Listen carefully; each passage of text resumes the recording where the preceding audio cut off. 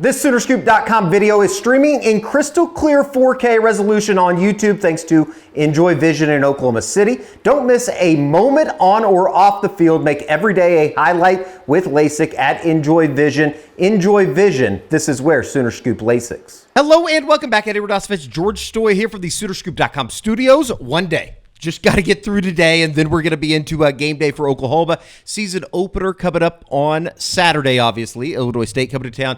We dropped the game day preview. Got joined by Connor Allen. It was good to catch up with him and get a little bit more insight into the Redbirds. But here we go. Here we go. The season has begun, kind of, sort of. Welcome back to the Around the Quarter, though. Taking all your questions from the Crimson Quarter, the largest online community for Oklahoma fans, and bringing them here. We'll get into a number of things coming up over the course of today, just in terms of the season, projecting things for a number of guys. But we made it. We made it through the offseason, George. Yeah, it was the longest offseason I can remember. At least that's the way it felt. Sure. We've talked ad nauseum about how bad last year was. Now we can finally move on and actually talk about Oklahoma this year and kind of what they're going to look like on Saturday. It kind of seems like, and I know that we talked about it on Thursday in the game day preview, but there's a lot that's been said, a lot of, I think that we've done here on the shows over the course of the offseason, the summer, and then into the preseason. But it kind of is like there's not much else that can be said right now. I think we've broken down like every angle of this team, and we're going to find out what it looks like come 5 o'clock on Saturday. It's exciting. I think that there's a lot of us that believe this team's going to be good. Sure. Like I think that they did a really good job this offseason kind of reshaping this roster, going out and making good hires, and I'm excited to kind of just see it come to fruition. And we've said it too, Eddie. I think this is the biggest year for the program in 25 years since Bob Stoops was hired. Yeah. And you talk about jobs on the line, turning things around. Like it's going to be a fun season to cover. Unbelievable schedule, and I'm excited to kind of just get that first glimpse. I know we won't know everything tomorrow, but just kind of get that first glimpse of this group. Well, you get through Saturday, and then obviously it kind of opens up into the first big week of the year with Michigan coming to town. Yep. We'll see how they do against New Mexico. Bryce Underwood getting the start for the Wolverines. All right, before we get into the questions, let us tell you about our good friends over at HomefieldApparel.com. The Can't Miss Kickoff campaign going on right now. Homefield, the premium collegiate apparel brand based out of Indianapolis, officially licensed apparel with vintage college designs, a bunch of really good stuff for Oklahoma fans. Unfortunately, the hat, that dropped on Thursday, already sold out. You can still get the platinum box if you want to sign up. They're in the middle of the top of your screen. Many good items to choose from here with the vintage college designs from our good friends over at Homefield, George. Yeah, I mean, they have some of the best stuff, man. Like when you want stuff for game day, I mean, the Beat Texas hat, you can't beat that, but the bomber jacket and all of those things, they're great. And we've got some of the hats here. We've got some of the hats. In fact, this one, I know it's not basketball season. I think this one's pretty sweet. Got the Beat Texas hat right here. Yeah. Pretty good one. Yeah. We'll have plenty of these. Which one? Over my right shoulder? I also I have the disco one. Disco OU. Good looking hat. This is Kerry Murdoch's favorite hat, he says. Really good stuff from our good friends over at HomefieldApparel.com. And they came into town. What was that, last year before one of the over at the Standard? It was I can't remember what game it was before. I think it was the Tennessee. Was it the Tennessee weekend? It was a big weekend. I couldn't remember. But all you got to do, go to HomefieldApparel.com and get your OU gear today. Obviously, get the bomber jacket or something like that with the weather. I know we're kind of getting teased right now with it, but you can get it's getting a little bit colder. It's going to get a little bit chilly, I hope, at some point over the next couple of months. You're going to need to get some of the apparel from HomefieldApparel.com. We appreciate them as they've been with us here now for about a year. All right. Let's get into the questions from the Crimson Corner. Obviously, I think that, like the fan base, there's a cautious optimism right now about where this thing could be headed. We were out at a number of practices, obviously, here throughout the preseason. We've talked to them a number of times. We've been complimentary of the OU communications staff and the opportunities that we've had. But let's go to the first question. Poor man's layman. As people who see the team in person every week, describe how the team looks on the hoof, as they say, compared to when Brent first took over. I feel like this is a better question for you, Eddie, because I wasn't here. Sure. I would say like the first thing that you notice is offensive line, defensive line starting to look like what some of the teams that we saw a year ago in that first year in the SEC. They're starting to look closer and closer to that. Outside of that, everybody looks good this time of the year. Yeah, and I was about to say, like, I think that they've probably added some guys that you would label as like a specimen, right? Sure. Like you go out there Kendall and Daniels looks different than everybody else. Yes, a Danny Okoye for sure. Even a Giovanni Gibson, even though he's not participating in practice. And I would say, just from differences from a year ago, the wide receiver room, when we go out there, it's just bigger overall. Like, whether that's Ivan Carrion, who looks, I think, really good, Zion Kearney, like guys that have been in the program a full year now, they look better, but also adding guys like a Jermichael Carter, Giovanni Gibson, like those guys added some size to that room that they just didn't have a year ago, especially with all the guys that got hurt. Tell you a guy that, we're most likely going to see on Saturday, but Javonte Barnes does look incredible. Yeah, every year he looks great. But I would also say offensive line. Sure. They didn't have anybody that just looks like Michael Fasusi. No. And I'm not saying just like, obviously he's got great size, but you watch him in drills and it's like, oh, he moves a little bit different than everybody else. There's no doubt about that. All right, let's get into Ben Arbuckle. Plenty of discussion about what the 29-year-old offensive coordinator is going to bring to the suitors. And the question that remains from the chef, Georgie, hope you're having a splendid week. What a nice little note. I really like that. What do you think the run plays versus pass play ratio will be for our offense? And I think that there is a question, like one of the unanswered questions right now is what this thing's going to look like. Yeah, and I think a lot of people have, labeled Ben Arbuckle as an air raid guy, and he definitely comes from that tree. But I think everybody associates that with he's just going to throw the ball all over the yard.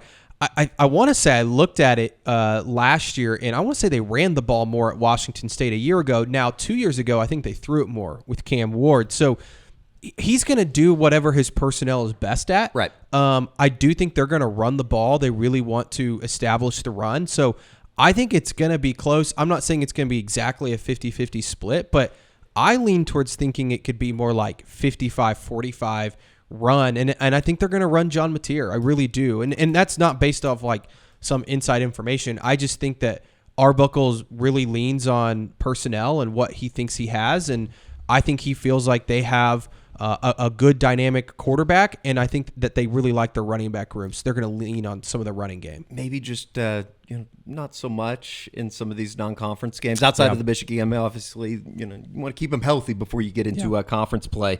All right, depth chart. There's always a question about the depth chart situation. CeeDee Lamb, he has a new teammate, or I guess missed a teammate on Thursday with the trade of Micah Parsons. Neither here nor there. Don't care about the depth chart as it's probably pretty pointless, but why does a guy like Grayson Halton, show up as a 1 on the defensive line? And we all know that he hasn't practiced the majority of camp, but Ott ends up a 3 and has actually practiced more. Actually, a pretty good question here. I think it's a good question. I think the simple explanation, and I don't know this, but Grayson Halton's been here 4 years. Sure. He's a team captain. Yeah, he's a team captain. He's a guy that was extremely good, arguably their best defensive tackle a year ago alongside Jaden Jackson, started last year for Oklahoma. Jaden Ott's a new guy. He's been on campus 3 months. He got here in June. So Jaden Ott doesn't have that same, pedigree, resume, pedigree. I don't want to say, call it. Yeah, I don't want to say respect either. Sure. But I think that Grayson's a guy that this staff recruited. They brought in, they've developed, like they know him. They know what they're getting out of him. What they have to go on Jaden Ott is tape from 2 years ago, and he's a guy that missed, obviously, like I said, all of camp or most of camp. Grayson Halton missed all of camp, but they know Grayson. I think it's a little bit different. It's like, I wouldn't say comparing apples to oranges, but it's a little bit like that, sure, I would say. Speaking of the running back room, plenty of discussion about that depth chart and where Jaden Ott was, being listed third team behind Javonte Barnes and Torrey Blaylock, the true freshman. There's always a question here as well about DeMarco Murray and the running back rotations. What is it? Do we have it? Pickleman's Cafe 69. How long until DeMarco Murray? I think you'd have to be a little bit of an inside Crimson Corner to understand the acronym there. Not one that Todd Bates came up with. Posts start rolling in. If Ott gets limited touches versus Michigan, he should be canned instantly. I mean, it depends. Like if Javonte Barnes just running wild, then it's like Arbuckle said, you got to ride with the hot hand. Sure. I don't know what's going to happen. Like, I don't want to sit here and say, oh, they're just saving him for Michigan. I don't know. I think they genuinely really do like Javonte Barnes and Torrey Blaylock, and those are two guys that obviously stayed healthy, performed well. I think they're kind of waiting to see what is Jaden Ott got, because they didn't get to see a whole lot of it during fall camp. So I think Jaden is going to have some opportunities this weekend, and I think he's going to have some against Michigan, and he's got to make most of them. And if he plays well, he's going to stay in the game. That's what I was going to follow up, though. So you expect Oklahoma fans to be able to see Jaden Ott this weekend? Yes, I do. Okay. I've heard he's practiced all week. I know there's been some talk about him still being a little bit nicked up. I think he's good to go. I think he's going to play this weekend. Again, how much? Sure. Who knows? But and that's the thing. It's like, and like you said, I mean, you look at it and the way that he was not able to play in 2024, and because of the missed practice time, do you get him out there in a real game to get some more reps than maybe you would if he hadn't been hurt? Yeah. And going into the Michigan week and wanting to save him a little bit, I don't know. That's going to be interesting to see. But nonetheless, I think it's fairly safe to say he's part of the running back mix. Oh, he's going to have opportunities. And look, like, we've seen it in years past where, and especially a new guy, right? He transferred in. He's only been here a few months. Like, it might take him a few games to settle in and really know what they're asking him to do, and also just pick up everything. And like, I think back to, I'm not saying this is what's going to happen, but like the 2017 year, Rodney Anderson didn't really play a whole lot for Oklahoma until the Texas game, right? And then all of a sudden he was just a superstar for him. So, I think it was Abdul Adams that was the starter and got the majority of the carries on that really good team. So don't be surprised if it takes Jaden Ott a few weeks to really get going. It would be fun, though, because I would set a world record to get my phone out if he takes the first, carry or the first touch all the way to the house like Gavin Freeman did or something a couple years ago. Oklahoma, from a health standpoint, they do enter the season opener in pretty good shape. All in all, they've had nicks and bruises, concussions, things like that throughout the preseason. They did have a scare, though, with Michael Fasusi. We talked about that last week going into the season opener. Our next question is pertaining to Michael Fasusi, Michel 1998. If Fasusi was held out this week after passing out, it's a little bit more serious than heat exhaustion. Are they deeming it EHS, which I believe is excessive heat stroke, I believe? If so, that's usually 1 to 3 weeks before return to play. Bottom line, will he play against Michigan, George? I don't know. I honestly, like, all of those terms, I'm not a doctor. But I know I get overheated on the golf course sometimes. I do think Fasusi this week, I think he'll be suited up. I don't know if he's going to play. Sure. I would say he's certainly questionable, heading into this week. Next week, I think he'd be back. But again, I don't know how that works. What a tough ask that would be, too, all right, big boy, first collegiate game, run out there against Michigan. Exactly. So I don't know. I think it's going to be Jacob Sexton this week. I also think it's going to be Jacob Sexton next week. And the hard part, too, for us is, I've tried to ask about some injury stuff. I don't think we're going to get some answers on that. Also, the injury reports don't come out till the SEC play, so we're not going to get any clarity on a lot of these guys until the Auburn game. So I don't know. That's not the answer you're looking for. But I can tell you that Michael Fasusi wants to play, I'm sure. I think they're being cautious. Heat stroke or whatever is nothing to mess around with. Same with concussions. Sure. So I think that the medical staff is trying to be cautious, and you're just going to have to be patient on Michael Fasusi. Some things we know, some things we don't, just in terms of health. Let's continue on the health track, though. Talking about Michael Fasusi, we just did. What about some other guys? Are the rumors about Fasusi, Sexton, Simmons all missing game one true? What does that do to OU offensive line production, and who starts at the two tackles? Callers up 63. Have a tough time reading today. That's okay, Eddie. We all make mistakes. I was a great reader, though. Yeah. I could kill people in SRAs. Did you ever do reading Accelerated reading. I know you're a Catholic guy. Did you ever do the readings at Mass? I don't think I did. I was an altar boy. Okay. So was I, but I still did some readings. Wow, big duty. So I think that Fasusi and Simmons See what are I put up with? I think Fasusi and Derek Simmons are in the same category. I think that they'll suit up. Will they play? I have no idea. Derek Simmons has a history of concussions. Obviously, they're being very cautious because that was weeks ago that he got that concussion. So I think that's really up in the air with him. I expect Jacob Sexton to go.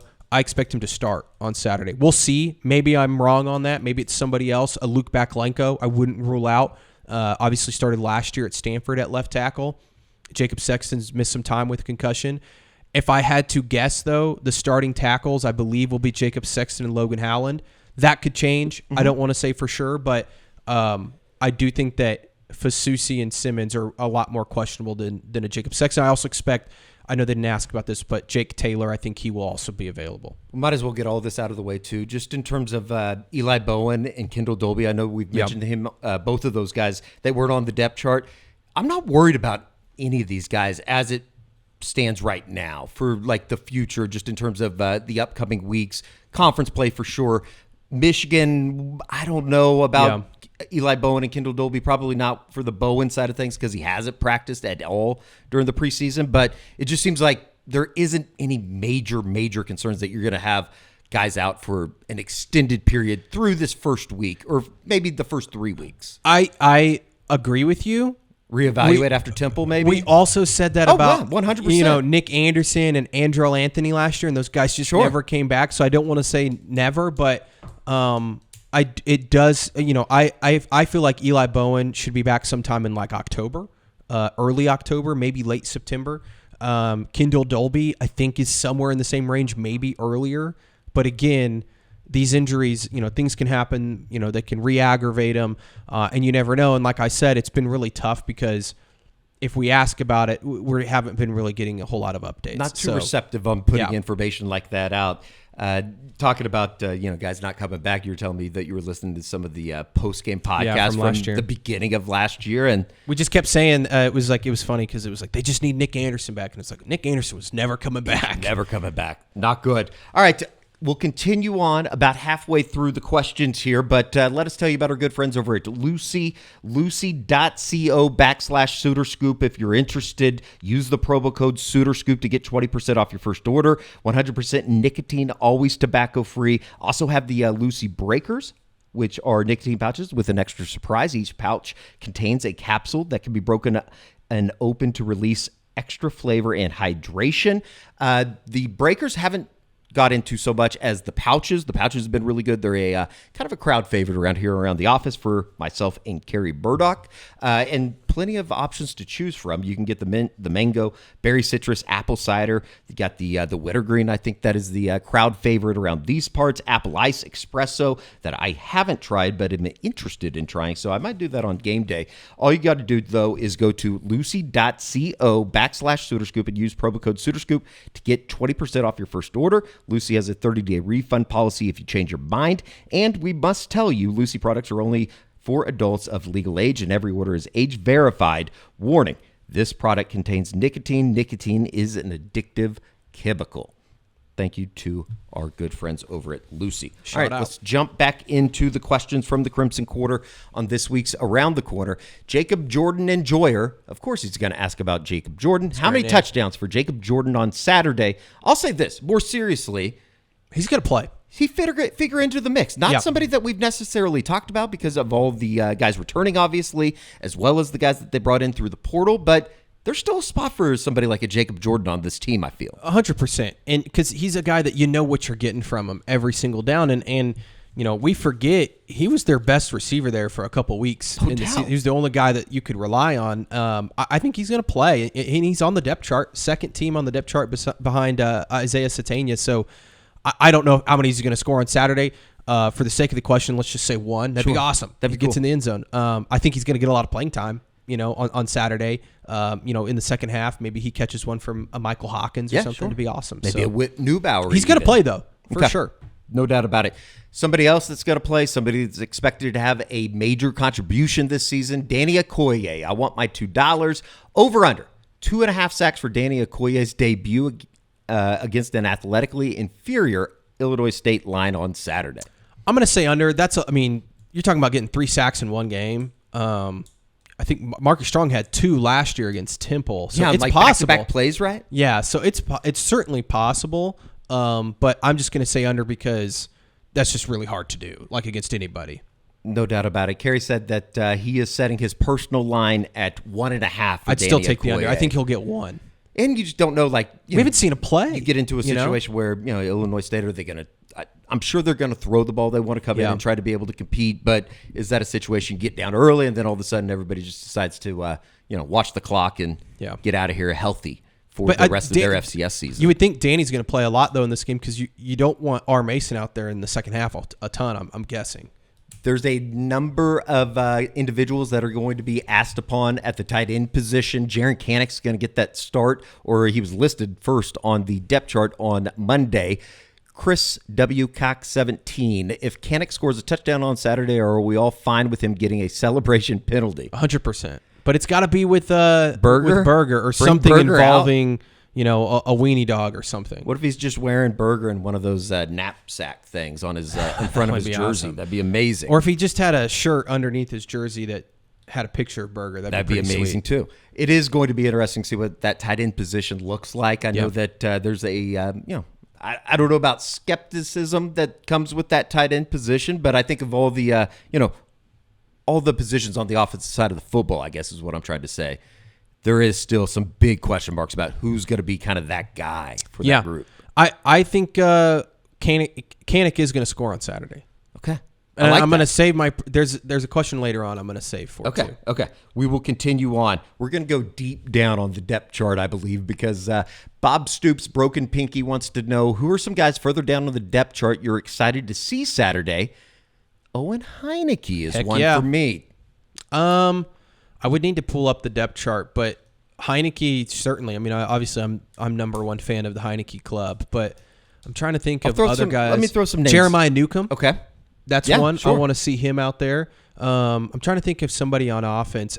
Elijah Thomas. I mean, he's third string. Sure. I feel like he's certainly down there on the depth chart. I mean, Jaden Ott's way down on the depth chart. If third string is down on the depth chart, then Jaden Ott is definitely one of those guys. If nothing else, and this isn't here nor there, but I want to see what Michael Hawkins looks like a little bit. Yeah, me too. Because obviously, I mean, if things go as planned, you never want to see him this year. But, or maybe you do want to see him in the fourth quarter. It has sounded like he's made quite a significant jump working with a quarterbacks coach here during the spring and then obviously into the preseason. Yeah, I think I certainly want to see him. In an ideal world, OU's just kicking ass and he gets to play the whole second half. Sure. Right? I think he's on there. But what about does PJ Adebore qualify? 100%. I think he's still one of those guys that I want to believe in so bad. Mm-hmm. Like, go make a play in this game because this is a game that a guy like PJ should go dominate. And I said it earlier with Danny Okoye. I think both those guys are going to get to play a lot. Like, they're going to want to get a lot of snaps for those guys because they want to see, hey, can they be reliable when we start to play better opponents? Like, first thing you got to do is go out there and dominate against a team like this. I would throw a number of the true freshmen in there, and I think that they're going to get some Torrey playing Blaylock. time. Torrey Blaylock, Manny Choice, even somebody like a Cortland Giller. He's not buried in the depth chart by any means. But just to see him out there, and even though it's going to be against lesser competition, you will have a kind of a feel. You go out and make a bunch of plays on Saturday, and you can build some confidence. You'll definitely have a chance to play this season. There's a number of names on the offensive line that are probably going to play Saturday that are still vying to get some opportunity here in the early portions of the preseason. Go Sooners wants to know how many different variations of the O-line do we see? Who gets the most snaps at left tackle? Call your shot for the first offensive drive of the season. I believe it's going to be Jacob Sexton. This is from left to right. Jacob Sexton, Heath Ozida, Troy Everett, Fabechi Wiwu, Logan Hallen. That's my guess. I don't know. It would not shock me if I'm wrong there. I think Jacob Sexton will play the most snaps at left tackle.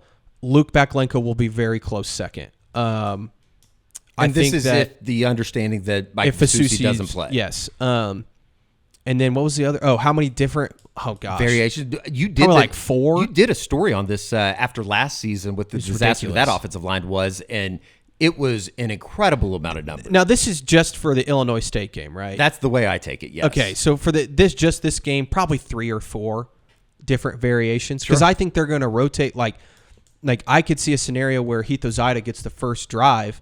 And then it's alternating with Eddie Pierre-Louis for the rest of the first half. I think the same thing could be said at, right tackle. Like Logan Hallen might get the first couple drives, and then maybe a Jake Taylor gets in there, or a Luke Baklenko at left or right. Jake Michaela. I think he's going to get into the mix. Ryan Foje is going to get in there. So you're going to see a lot of different variations. I would think it's 3 to 4. I mean, possibly 5, I guess. But you're going to see a lot of different guys. No doubt about it. Call your shot for the first offensive drive of the season. Oh, I did that, right? I think that for the starting 5? Well, just in terms of the first actual offensive drive, they're going to go score the ball. Oh, yeah, they'll score a touchdown. You think they'll score? They're going to score, and I don't know, let's get some real fun. How many plays? Oh. They're going to tap 6. They're going to tap off like a 50-yarder or something? No, I think it'll be like a 6-yard drive, and I don't know if there's this question in there, but the first touchdown of the season, Jaron Cannon. And I think it's going to be a little like slip screen up the middle. They're gonna roll Mateer out, and he's gonna, come underneath Kanik, and he's gonna score in the corner of the end zone. Yes. I think I can see it in my head. 7-0. Tate Sundell make the extra point. Clip this. We're gonna tweet this out when I get it right. I like that. We will continue on. A question about coaches retiring. Poorman's Layman on threes. Andy and Ari mentioned they anticipate several coaches retiring this offseason due to increased responsibilities placed on head coaches and the need to constantly evaluate and re-recruit your entire roster. Welcome to college football in 2025, right? If Brent turns this thing around and makes the playoffs this season, what are the chances he just decides to ride off into the sunset and retire? 0. I would say less than 0. Yeah. Brent loves this. I mean, he loves coaching football, and if he can get this thing rolling, he ain't going anywhere. Yeah, because you think about all the momentum that you could build on the recruiting trail, and then all of a sudden 26 looks like, could this team, could they go win a national championship? He wants to win a national title. Don't want to get ahead of ourselves here. Yeah, he wants to win a national title here, though. Like, I don't think until he does that, like, and even if he did do that, like, I don't think he would just retire. Like, this is a guy that Brent strikes me, and maybe I'm wrong, is that, like, he will die on the football field coaching. Like he loves that. Like if you told me he ends up being like Bill Snyder, who's just coaching forever, like it would not surprise me. Going to need to win some games though for that to happen in Norman, Oklahoma. All right, yeah, I would say 0%. Yeah, not going to happen. Although that would be so bizarre, so weird for him to finally find success and then ride off into the sunset. Although, if that happens, I'm sure people around here would have bitched too much because they got their 8th national title. All right, we continue on. Wide receiver, running back, Sooner Shaka, who's the leading receiver and rusher this weekend. I think this answer for this weekend would be much different for the season, right, George? Yeah, I'm going to say Satania. Okay. For receiver, I think he'll have a big game. And then rushing is tough. I'm going to say Blaylock because I think it's a situation where he's going to get a lot of run. Yep. Certainly in the second half, but even in the first half, I think he's going to get some carries. But I could see him finishing out the game and just kind of running all over the field late. I wouldn't even be surprised if all of a sudden you looked up and like a Gabe Sawchuk ended up leading Oklahoma in rushing yards because of all of the playing time. How about Mateer? Some of these guys will get. I just don't know unless he breaks off a couple big runs. I think that you're not going to see the quarterback running a whole lot on Saturday. How about Hawkins? Could you see where Hawkins like breaks one for 70 or something? I could definitely see that. 100%. I'm going to say Blaylock though. I think he'll get a lot of carries, especially in the second half. I think he'd probably be your odds-on favorite going into Saturday evening's opener. Couple more questions to get through here on Around the Quarter this week.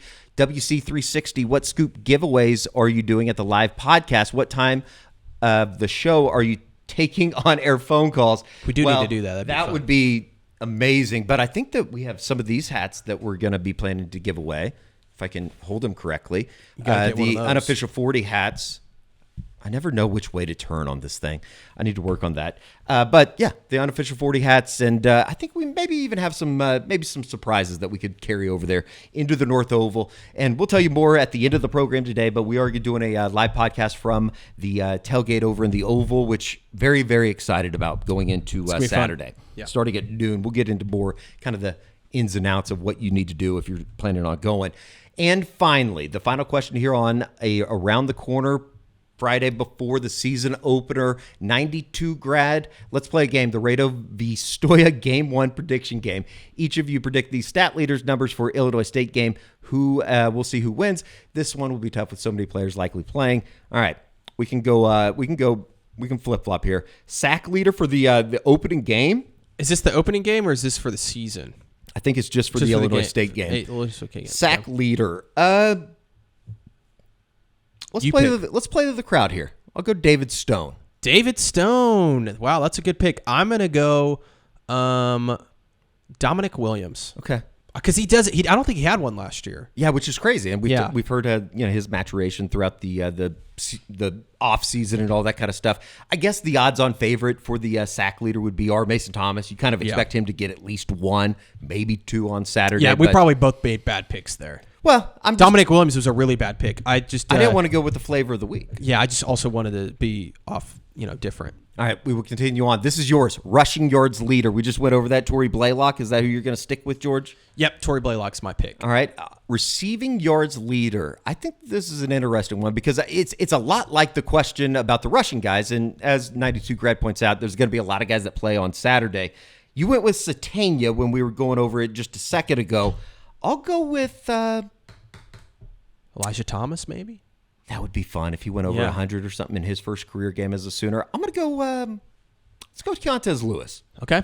He's kind of had a nice little chemistry with John Mateer here early. But again, it's like, how much are those guys actually going to play? And if things go as planned, you would hope that they don't play a ton on Saturday. Yeah, I agree. But I think that's a good pick. I like Keontez Lewis. Okay, let's continue on. Points scored. I think that we're going to have this. No, we skipped total tackles. Oh, total tackles. My bad. Owen Heineke. Go ahead. Owen Heineke. How many? Double dig?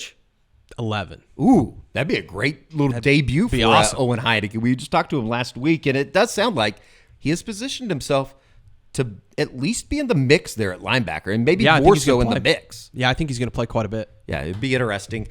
We will have the points totals in our what are you laughing about, Carrie? I see me back here. Yeah, we'll go back. We'll just go back. Go back to the slide keep here. it on the screen, Carrie. We are kind of doing a blitz style here. Do you want me to give a percentage? Am I supposed to come up with a tackles leader? I'll go. Owen Heineke's a sneaky good one. Kip Lewis, it probably kind of Kobe has to be a McKenzie. linebacker, doesn't Yeah, it? probably. Or safety. Owen Heineke might be the leader here. Yeah, that's a good one. I'm going to steal from Carrie. Michael Boganowski. I'll go with Michael Boganowski, cleaning it up and having a couple pad poppers in the third quarter, maybe earlier than that. All right, points scored. I think in my prediction I went 61, and I had 58. I had an addendum. I said that I think the special team scores once, maybe twice.